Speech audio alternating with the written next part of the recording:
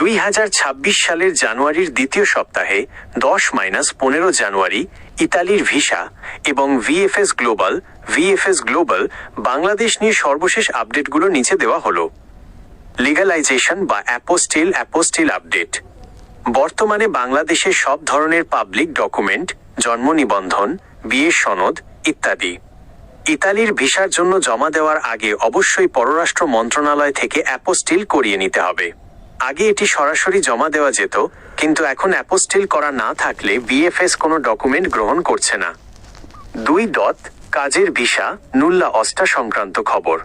যাদের কাছে ইতালির কাজের অনুমতিপত্র বা নুল্লা অস্টা আছে, তাদের অ্যাপয়েন্টমেন্ট পাওয়ার ক্ষেত্রে ভিএফএস এখন বিশেষ গুরুত্ব দিচ্ছে।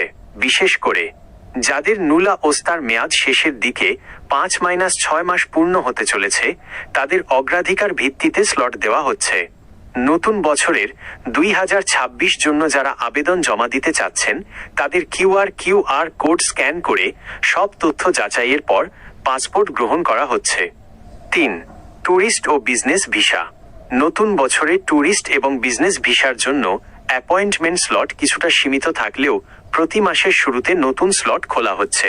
এই সপ্তাহে ভিএফএস এর ওয়েবসাইট নিয়মিত চেক করার পরামর্শ দেওয়া হচ্ছে। 4. ভিএফএস সেন্টারের কার্যক্রম ঢাকা, চট্টগ্রাম, সিলেট।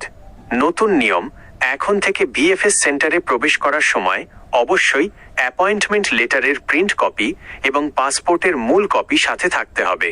পাসপোর্ট ফেরত যাদের আবেদন ইতিমধ্যে প্রক্রিয়াজাত হয়েছে, তাদের মোবাইলে এসএমএস যাওয়ার পর সরাসরি সেন্টারে গিয়ে সকাল 8:30 থেকে দুপুর রাত 1টার মধ্যে পাসপোর্ট সংগ্রহ করতে বলা হয়েছে। 5. সতর্কতা। ভিএফএস গ্লোবাল বারবার সতর্ক করছে যে অ্যাপয়েন্টমেন্টের জন্য কোনো দালাল বা তৃতীয় পক্ষকে টাকা দেবেন না। অ্যাপয়েন্টমেন্ট সম্পূর্ণ বিনামূল্যে ভিএফএস এর অফিসিয়াল ওয়েবসাইট থেকে নেওয়া যায়। আপনার কাছে কি ইতিমধ্যে নুল্লা ওস্তা আছে? থাকলে আমি আপনাকে বলতে পারবো আপনার ঠিক কি কাগজপত্র নিয়ে যেতে হবে।